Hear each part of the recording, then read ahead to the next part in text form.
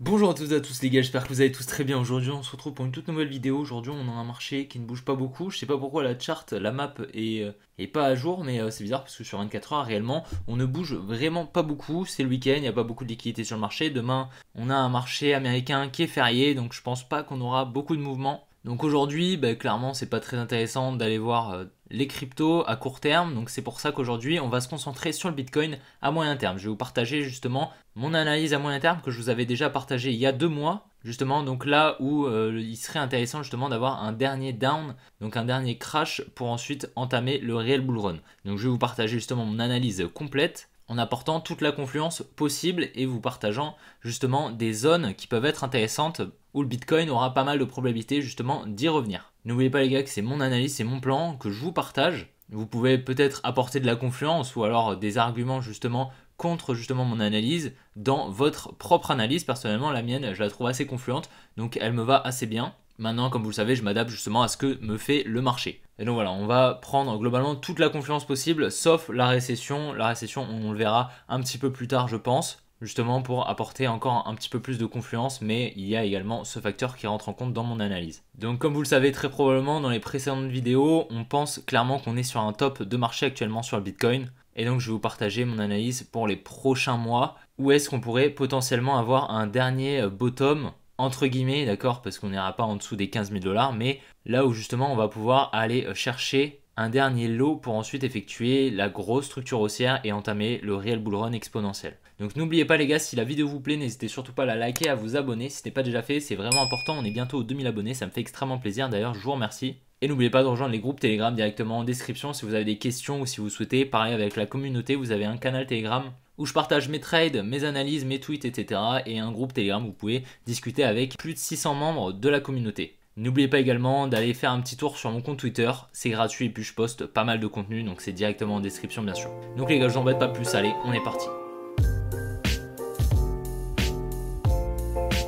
Voilà, comme vous pouvez le voir en daily, clairement le Bitcoin ne bouge pas beaucoup, donc à court terme on est toujours sur cette distribution et on attend justement que ce high soit protégé et qu'à présent on entame en fait des plus bas à partir d'ici, qu'on vient de chercher la trailing range ici. Donc voilà, je vais vous mettre la vidéo d'hier en haut à droite de votre écran si vous souhaitez justement avoir l'analyse à court terme, mais là c'est pas ce qu'on va faire, on va aller plutôt en weekly, monthly justement et je vais vous partager mon analyse sur du moyen terme. Donc si vous souhaitez également avoir mon analyse sur du court terme, n'hésitez surtout pas à aller la voir, ça peut être intéressant également pour vous après cette vidéo. Donc dans un premier temps sur le Bitcoin, qu'est-ce qu'on va faire? On va déjà repérer les niveaux importants pour la dumb money. Donc qu'est-ce que c'est un niveau important? Ça peut être des trendlines, des supports et des résistances principalement. Donc ici dans un premier temps on a un gros support résistance juste là comme vous pouvez le voir. Donc on a vraiment pas mal de touches, ici on en a des centaines en lower time frame, ici également et ici aussi. Et puis ensuite on revient ici dans ce range qui a devait durer plus de 6 mois, on y revient vraiment conforter cette résistance pour ensuite la casser juste là. En plus de ça, on en a une autre juste ici, comme vous pouvez le voir, qui est également assez intéressante. Et puis on avait également celle-ci, mais bon, celle-ci du coup, je pense pas qu'on va y revenir, mais elle est quand même intéressante à notifier. Donc je vous avais partagé également mon analyse sur le bottom. Je vous avais dit qu'ici on avait eu un très gros transfert main forte main faible dû à la contrepartie qui avait été libérée justement à la cassure de ce support. Et donc je vous avais partagé pas mal de confluence justement avec les mitigations etc. Donc ça c'était dans une vidéo que j'ai fait il y a plusieurs mois. Si vous voulez, j'ai fait un tweet justement où je fais le récap justement de cette analyse. Donc c'est dans les tweets marquants sur mon compte Twitter, ça peut être intéressant justement. J'apporte vraiment toute la confluence pour vous prouver que le bottom a été posé, d'accord? Avec une accumulation dans la fractalité du secondary test in phase B directement ici. Mais bon voilà, c'est pas le sujet de la vidéo. Donc ici, qu'est-ce que ça veut dire? Ça veut dire qu'ici, on a donc des gros niveaux pour la dumb money. Ça veut dire que potentiellement, si on vient les casser, les supports, on aura potentiellement une panique qui se fera en fait tout simplement du côté de la dumb money. Donc potentiellement des ordres en vente qui pourront être libérés. Donc ici, on va également notifier une zone de liquidité, des equal lows qu'on a juste ici. On va les notifier avec une petite droite rose juste ici. Et c'est pas n'importe quelle liquidité, juste là, c'est des equal lows.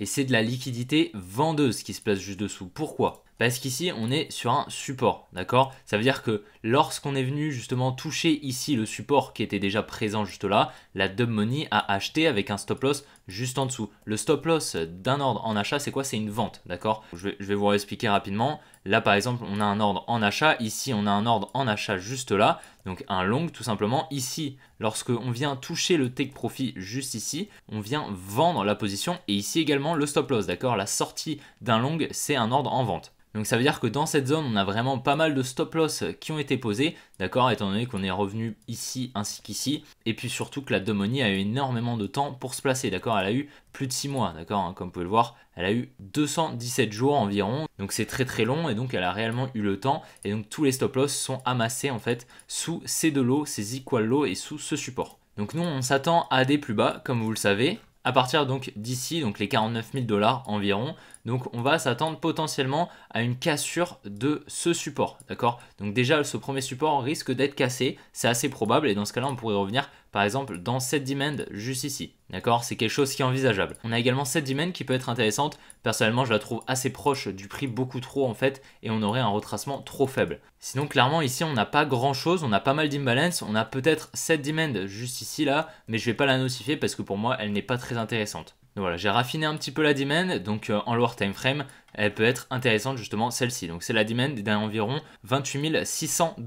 Donc si on revient en fait casser ce support, qu'est-ce qui va se passer? En fait la Domoni va probablement vendre, d'accord? À la cassure d'un support, la Domoni vend, d'accord? Le support passe résistance, la Domoni vend. En plus de ça, avec pas mal de momentum baissier, et ça va la pousser en fait à vendre justement, étant donné que la Domoni réagit avec ses émotions justement, et donc avec un marché clairement dans le rouge, assez sanglant, elle aura de plus en plus envie justement de se placer en short. Donc n'oubliez pas, les marchés financiers c'est un zero-sum game. Donc qu'est-ce que ça veut dire? Ça veut dire que pour un acheteur, il faut un vendeur en face, d'accord? Donc si vous allez au marché, il va vous falloir quelqu'un qui vend par exemple une orange si vous souhaitez acheter une orange. Sinon vous ne pourrez pas acheter d'orange, c'est logique. Et bien les marchés financiers c'est exactement la même chose, sauf qu'on parle avec des ordres, d'accord? On ne parle pas avec des oranges, vous vous doutez bien, on parle avec des ordres. Ça veut dire qu'il va falloir que la smart money, étant donné qu'elle est tellement grosse, d'ailleurs je vous mets une vidéo à droite de votre écran justement où je vous explique qui est la smart money, qui est la dumb money justement, et je vous explique ses problèmes de liquidité. Elle est tellement grosse, elle a tellement d'ordres à venir placer en fait sur le marché qu'elle a besoin de créer des setups justement comme ceci pour créer de la contrepartie justement sur le marché afin de pouvoir se placer. Donc la cassure d'un support comme ça lui permettrait en fait de récupérer pas mal d'ordres en vente, lui permettant d'acheter, d'injecter à la hausse en fait des ordres en achat tout simplement. Donc qui aurait libéré énormément de contrepartie. Donc ça nous ferait depuis le top une petite baisse d'environ 40%, ce qui est assez intéressant, on va y venir juste après, mais c'est assez intéressant, c'est clairement je pense le minimum du retracement qu'on aura, je pense 40%. Maintenant pourquoi cette zone est extrêmement intéressante? Pour moi clairement la zone la plus intéressante c'est celle-ci. Donc là ici on a une jolie demand que je vais vous notifier donc en rose juste là, donc ça c'est une jolie demand, donc un sell, un gros sell juste là avec donc une grosse vente juste là, un order block tout simplement haussier ici, donc une demand on appelle ça. C'est ici qu'en fait la smart money a pas mal d'ordres en vente en négatif à l'inverse du bien en fait tout simplement à venir refermer, d'accord? Elle en a très probablement beaucoup et en plus de ça on crée de la liquidité juste au-dessus comme on peut le voir avec toutes ces liquidités. Donc avec les equal low que je vous ai notifié juste avant, je vous ai expliqué justement quelle liquidité c'était donc des ordres en vente. Donc si, imaginons, on vient, on casse en premier ce support, déjà ici on va libérer pas mal d'ordres en vente, d'accord? Parce que la dumb money va vendre, mais ce ne sera pas probablement assez, je pense. En tout cas, je ne pense pas que ce sera assez. Et donc ici, la smart money pourra déjà commencer à recharger, à acheter pas mal d'ordres. Et puis ensuite, si on vient casser ce support juste là, qu'on revient dans la demand qui est juste en dessous du support, c'est magnifique. Clairement, là, il y a une confluence énorme. En plus de ça, on a des equal lows, c'est incroyable. Honnêtement, le setup est assez clean. Moi, je trouve, personnellement, je le trouve clairement assez confluent. Si on revient justement dans cette demand au niveau des 23 000 $ environ, on n'est pas obligé de revenir dans la demand. En réalité, je pense pas qu'on va revenir dans la demand, mais on va très probablement revenir au moins dans le bloc institutionnel juste là. Donc je pense qu'on viendra en fait mécher sous ces lots juste ici, on ne viendra pas s'installer. Je pense qu'on viendra chercher les 23 500 $, un truc comme ça. Donc venir juste récupérer les equal lows et effectuer les mitigations, donc refermer les ordres en négatif dans ce bloc institutionnel. Donc cette demand en fait paraffiner tout simplement. Donc c'est clairement la zone que j'attends, on va dire entre les 22 500 et les 24 500, c'est pour moi la plus pertinente. Pourquoi? Parce qu'ici, on va venir casser déjà ce premier support, on va libérer beaucoup d'ordres en vente. Alors là les gars, si on casse ce support, ça va être la panique, d'accord? C'est un très très gros support et c'est le dernier avant celui-ci. Ça veut dire en fait tout simplement ici on va casser le support dans un premier temps, ici la dumb money va vendre probablement ses positions se disant que bon bah elle rachètera ici, donc ici elle rachètera juste là, très probablement avec un stop loss juste en dessous potentiellement. Et là, si on commence à venir les liquider, récupérer tous les ordres en vente, et bien en fait, tout simplement, qu'est-ce qu'elle va faire? Elle va revendre, tout simplement, elle va encore vendre ici et elle va essayer de racheter ici, d'accord? Donc on va vendre ici. Donc dans cette zone, on aura énormément de ventes, d'accord? De par les stop loss et les positions de la dumb money en vente, d'accord? Qui va paniquer et qui va vendre en face. La smart money pourra injecter des ordres en achat, tout simplement, hein, pour profiter justement du bull run. Donc j'espère que c'est assez clair pour vous, j'espère que vous arrivez à faire la gymnastique. C'est assez compliqué justement parce que moi personnellement j'arrive à le faire assez facilement, donc c'est pour ça que j'essaye justement de bien expliquer afin que tout le monde puisse comprendre, hein, tout simplement. Donc dans tous les cas, au minimum, je pense qu'on viendra target au minimum les 30 000 $ ici, donc sous ce support, afin d'avoir de la contrepartie, justement. Mais clairement, cette zone, ces equal lows juste là, je pense pas qu'ils ont été créés au hasard, très clairement, et je pense clairement qu'on viendra les chercher en venant faire quelque chose comme ça, pour ensuite repartir à la hausse, et ici on aura clairement le bottom. Personnellement, c'est ce que je pense. Je vais encore vous apporter de la confluence, ne vous inquiétez pas. Donc je vais vous mettre un screen juste sur votre écran tout simplement où vous voyez en fait les réserves des exchanges qui sont vides. Donc les exchanges c'est quoi? C'est majoritairement c'est la smart money, d'accord? Les plus gros, Binance, Coinbase, après il y a State Street, il y a Citadel, il y a BlackRock, Aladdin également qui trade bien évidemment. Mais globalement, ils ont des réserves qui sont vides, d'accord? Elles sont en dégressif, clairement, c'est décroissant. Ça distribue depuis extrêmement longtemps, d'accord? Et les réserves n'ont pas été remplies durant toute cette zone, d'accord? Pourquoi elles n'ont pas été remplies? Très probablement parce qu'ils n'ont pas eu assez de contrepartie. Même si ici, bon bah clairement, ils en ont acheté énormément. La smart money avec Aladdin énormément. Enfin voilà, il y a eu énormément de contrepartie, mais je pense que les exchanges n'en ont pas profité pour recharger parce qu'ils comptent recharger durant la baisse qu'on aura ici, le retracement. Clairement, n'oubliez pas que la dumb money réagit sur les émotions, d'accord? Ici, sur ce mouvement haussier, la dumb money a acheté, d'accord? Il y a de l'euphorie, il y a du mouvement comme ça. Donc, sans même une analyse, s'il y a juste un petit peu d'impulsion, elle va acheter ou elle va vendre, tout simplement. Donc, si le prix commence réellement à baisser, bah, clairement, la dumb money va paniquer, va panique sell, tout simplement. Également, sur les réseaux sociaux, on aura très probablement un sentiment de marché assez baissier, je pense, tout quand on va casser justement ces supports. Parce que clairement, lorsqu'on va commencer la baisse juste là, le seul endroit qui pour la dumb money pourra justement nous faire rebondir, ce sera ce support. Si on le casse, clairement, il y aura beaucoup de panique, je pense. On aura très probablement un petit rebond hein, dans la demand ici des 30 000 $. Je vous l'ai partagé dans les précédentes vidéos. On aura très probablement un rebond, surtout qu'ici on a une trading range en lower time frame, etc.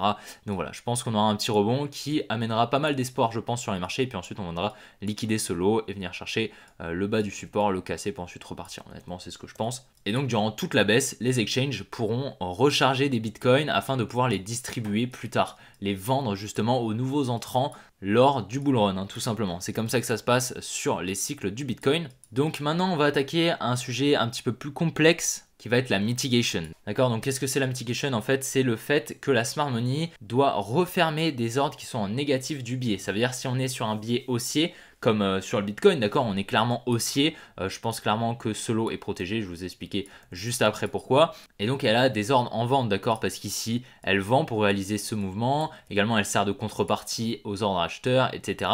Et donc, tous ces ordres en vente, elle va devoir les refermer, d'accord, pour pas qu'ils soient trop en négatif si on monte trop, d'accord. C'est pour ça qu'il y a des retracements, des créations de liquidités, etc., etc., pour créer la contrepartie, effectuer les mitigations, tout simplement. Donc ici, ce bloc institutionnel n'a très probablement pas été mitigated. Ça veut dire qu'on a encore des ordres en vente ici qui ont été donc en négatif durant toute cette hausse ici, donc ça fait assez longtemps, mais c'est pas beaucoup, hein, d'accord, ça arrive des fois que la smart money a des ordres en négatif déjà depuis des décennies sur certains actifs, hein, par exemple sur les monnaies ou des choses comme ça arrive, c'est très très fréquent. Mais donc là, clairement, je pense pas que cette demand a été mitigated. Pourquoi? Parce qu'ici, on est revenu à la surface. En plus de ça, on est venu créer des equal lows. Donc si on est venu créer des equal lows, c'est très probablement pour créer de la liquidité, en fait, pour effectuer cette mitigation.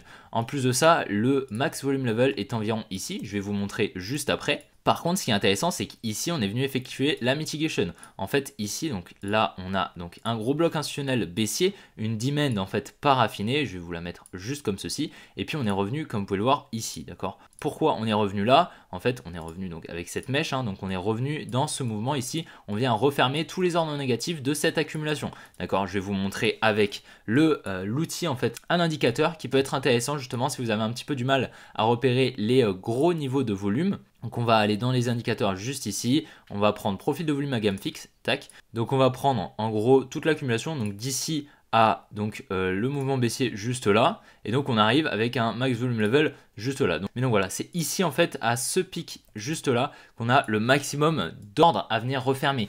Pourquoi? Je vous l'ai expliqué déjà dans des précédentes vidéos, mais en fait le max volume level, il nous montre où est-ce que la dumb money s'est placée le plus. D'accord, mais la smart money sert également de contrepartie à la dumb money, d'accord, étant donné que en fait là où la dumb money se place, et bien en fait la smart money également se place, donc très souvent dans un ordre inverse ou alors pour venir les liquider. Donc ici en fait c'est ici que là la dumb money s'est placée énormément, d'accord, sur ce support en fait, tout simplement en achat. Et elle en face, la smart money ici, donc là on est sur un support comme vous pouvez le voir, donc en fait la dumb money rachète le support, d'accord, et en face la smart money sert de contrepartie. En plus de ça elle crée ce gros mouvement baissier, elle a dû injecter pas mal d'ordres en vente, et donc ici elle a des ordres en négatif tout simplement, c'est ici qu'elle en a le plus, tout simplement. Donc ici on revient les refermer, on revient dedans, donc dans ce pâté de volume en fait, comme on peut le voir là on a vraiment pas mal de volume, je sais pas si vous voyez bien, mais donc voilà, vous voyez que ici on en a quand même vraiment pas mal. Et donc on y revient juste là, on vient effectuer la mitigation. Qu'est-ce que ça veut dire? Ça veut dire qu'on vient très probablement refermer en fait tous les ordres, et donc on n'a plus aucun intérêt de venir sous ce lot, d'accord? Parce qu'ici on vient donc refermer tous les ordres, ça veut dire qu'en dessous en fait du lot on n'a plus d'ordre en négatif, donc c'est super, ça veut dire qu'on protège le lot et on a très probablement pas mal injecté d'ordre juste ici en achat, d'accord, grâce aux liquidités qu'on avait juste là, à cette trendline qu'on est venu casser. Donc là la dumb money est passée en vente, ce qui a permis à la smart money d'acheter en fait, tout simplement, et effectuer la mitigation également. Et donc voilà, je pense que ce lot est protégé, j'en suis sûr à 95%, et je pense pas qu'on viendra en dessous justement des 19 700 $, en tout cas ça m'étonnerait. D'accord, mais où est-ce que je veux en venir? Est-ce qu'on en a quelque chose à faire réellement? On le sait que celui-là, il est protégé, le niveau des 19 500, donc on va supprimer ça, on va le reprendre, ça peut être intéressant. Donc profil de volume à gamme fixe, juste là, on va prendre tout le mouvement haussier d'ici à ici, tout simplement, pour voir si justement on est revenu, si peut-être le max volume level il est là, et bien on est revenu dedans. En plus de ça, ici on a accumulé, donc très probablement qu'on a effectué la mitigation de tout le mouvement haussier, et qu'en fait, là où on avait le plus d'ordre qui était ici, au niveau voilà, des 26 000 $, mais en fait on est revenu dedans accumulé, etc. Donc peut-être que la mitigation a été faite et alors ce lot est protégé et celui-ci également. Voilà, donc on va voir ça, on va cliquer donc juste là, tac, on va prendre tout le mouvement haussier, et là où est-ce qu'il est le max volume level? Il est ici, d'accord, il est là. Comme je vous l'ai dit, juste en dessous des equal low, d'accord. Qu'est-ce que ça veut dire? Ça veut dire que là, on n'est pas du tout revenu chercher le maximum de volume. On n'est pas revenu fermer le maximum d'ordre, en fait, tout simplement. En plus de ça, on revient même pas un petit peu dans le volume, comme vous pouvez le voir. Là, on a vraiment pas mal de volume juste là. Et on revient juste à la surface, comme vous pouvez le voir, on vient même pas juste mécher peut-être un petit peu à ce pic ici, non non du tout, on vient juste à la surface créer des equal low, et donc on a le max volume level qui se place juste ici au niveau des 23 000 $. Personnellement je pense qu'il sera extrêmement intéressant de venir mécher dessus tout simplement pour repartir. Une mèche ça suffira et ça va être assez rapide, assez impulsif. Et là, on viendra effectuer la mitigation de ce bloc institutionnel. Clairement, la smart money ne va pas injecter des ordres à la hausse, alors qu'ici, on a des ordres en négatif, d'accord, qui va donc lui faire perdre de l'argent, tout simplement, parce qu'ils sont en négatif, et si on monte très très haut, et bien, ils seront encore plus en négatif. Elle a des marges énormes, d'accord, littéralement, elle ne se fait jamais liquider, parce qu'elle a des marges énormes pour se protéger, justement, et pour justement avoir ce genre de setup, où on vient monter très très haut, en ayant en fait des ordres toujours en négatif, de loin, d'accord, elle est en extrême négatif, mais elle s'en fout, parce que elle sait très bien qu'elle va revenir bientôt refermer les ordres. Et donc le niveau où on en a le plus, c'est les 23 000 $ tout pile, d'ailleurs. Donc c'est extrêmement intéressant, parce que en plus de ça, c'est juste en dessous du support, juste en dessous des equal low. Ça veut dire qu'ici, donc c'est des ordres en vente, il va falloir les racheter, d'accord. Pour les racheter, il va nous falloir des ordres en vente, d'accord. Donc c'est des ordres en vente, pour les racheter, il va nous falloir des ordres en vente, d'accord. Pour la contrepartie, c'est un zero sum game, donc il va falloir des ordres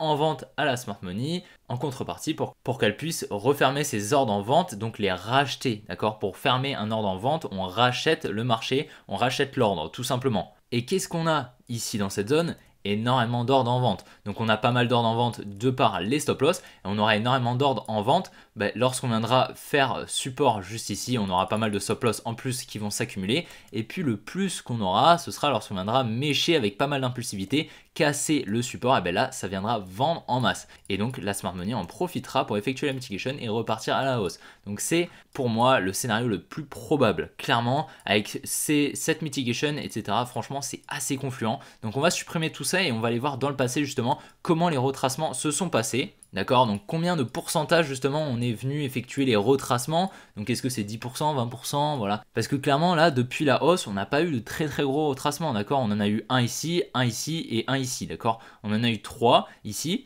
On va pas compter celui-là parce que c'est l'accumulation. Depuis le bottom, on en a eu trois. Donc on en a un premier juste là, donc comme on peut le voir, 21,8%. On en a un deuxième juste là, on a 20,5%. Et puis on en a un troisième juste ici, on a 21,38%. Donc c'est quand même des très jolis retracements qui ont fait mal, d'accord? C'est pas mal d'impulsivité. Mais, on va aller donc sur l'index du Bitcoin, donc BTC USD index, juste là. Donc là, on a toute l'historique en fait du Bitcoin. On va se mettre en logarithme, on verra beaucoup mieux. Et donc on va aller voir donc à peu près tous les cycles. Donc comme on peut le voir, vous avez les bottoms, le premier halving, le deuxième, enfin tout ça, vous avez tout ça, les ATH également. Donc on va voir entre le bottom et l'ATH de combien ont été les retracements par exemple. Donc ça c'est le premier cycle on va dire, parce que là ce cycle il compte pas trop, d'accord. Mais donc on a ce cycle, donc le premier réel cycle. Donc là on a un premier retracement comme on peut le voir de 46,9%, un petit peu moins, 45,8 environ. Et là on en a un deuxième retracement assez violent également de 50% tout pile, d'accord. Donc déjà c'est bien plus, c'est plus que x2 du plus gros retracement qu'on a eu déjà jusqu'à présent depuis l'affaire FTX. Donc c'est déjà quelque chose déjà à mémoriser, quand même c'est pas rien. Donc là on a eu le bottom de 2015, d'accord. Donc qu'est-ce qu'on a eu? On a eu un gros retracement juste là de 47%. On en a eu un deuxième ici assez violent également, on va voir donc là déjà 40%, d'accord. On a déjà deux retracements ici, deux fois plus importants que ce qu'on a eu jusqu'à présent. Ensuite on en a un troisième, 40% encore, et puis là on en a encore, mais bon, je pense que c'est pas énorme, 34, ensuite on en a encore, bref, on en a vraiment pas mal. Donc c'est quand même à notifier, là vraiment, on en a eu vraiment beaucoup d'ailleurs, des retracements.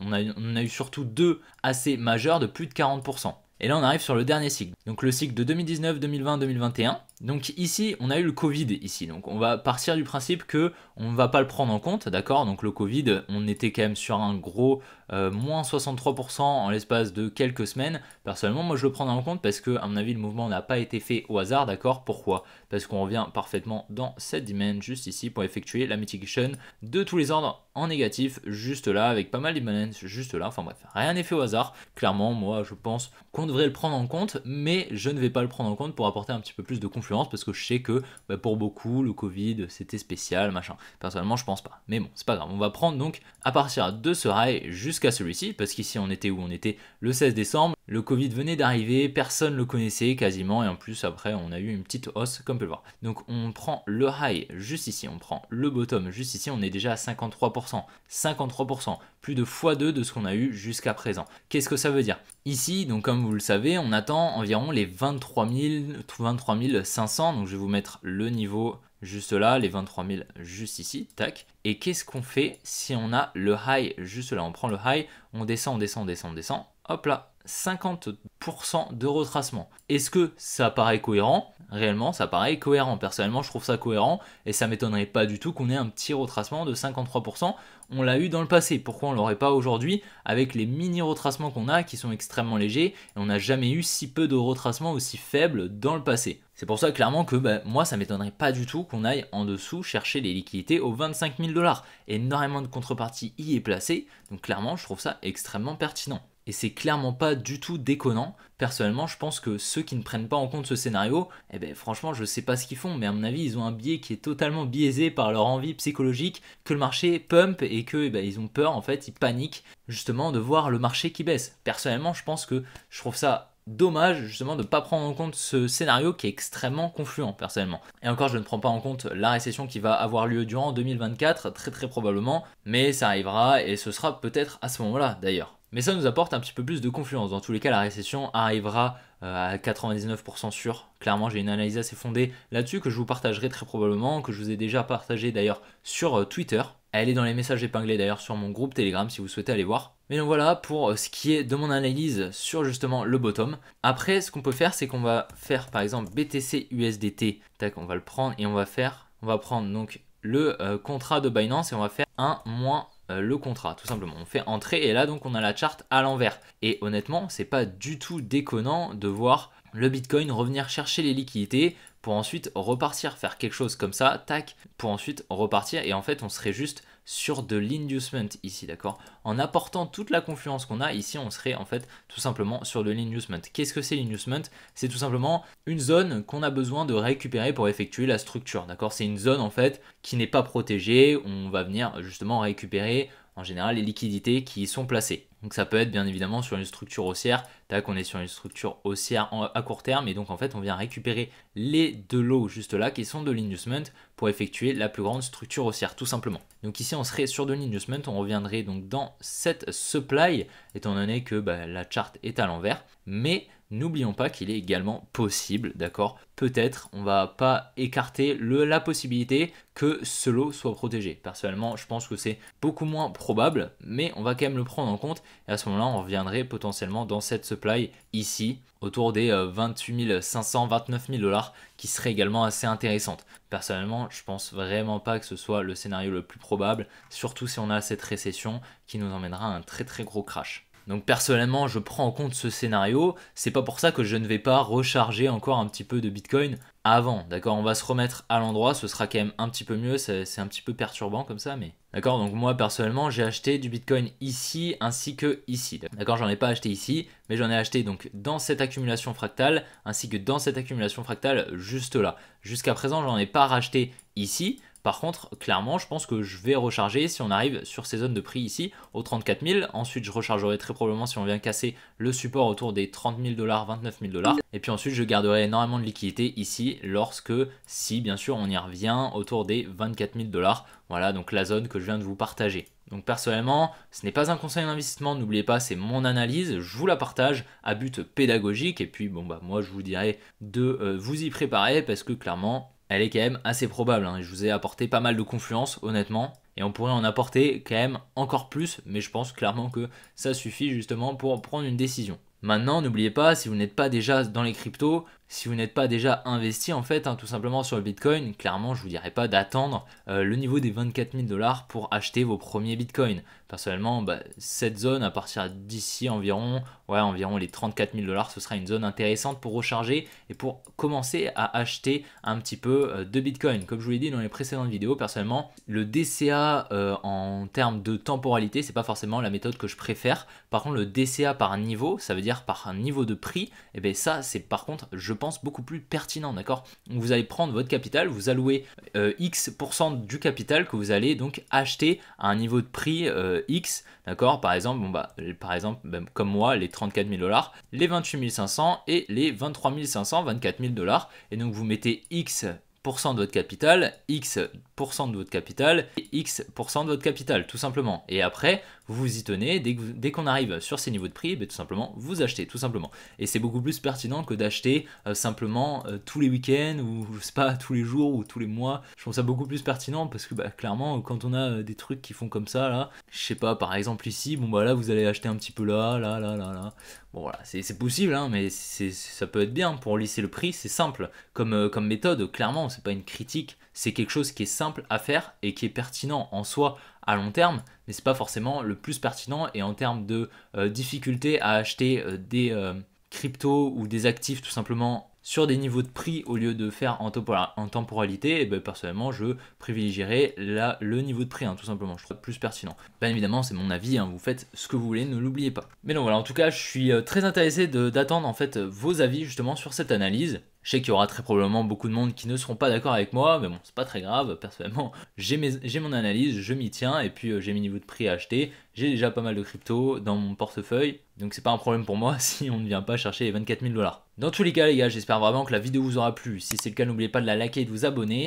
J'espère vraiment qu'elle vous aura apporté des connaissances que vous n'aviez pas. Et n'oubliez pas de rejoindre les groupes Telegram directement en description, vous abonner à mon compte Twitter et puis vous inscrire sur BitGet ainsi que sur Apex si vous souhaitez acheter des cryptos ou trader tout simplement les cryptos. Dans tous les cas les gars, on se retrouve demain pour une prochaine vidéo comme d'habitude. Allez, ciao les gars!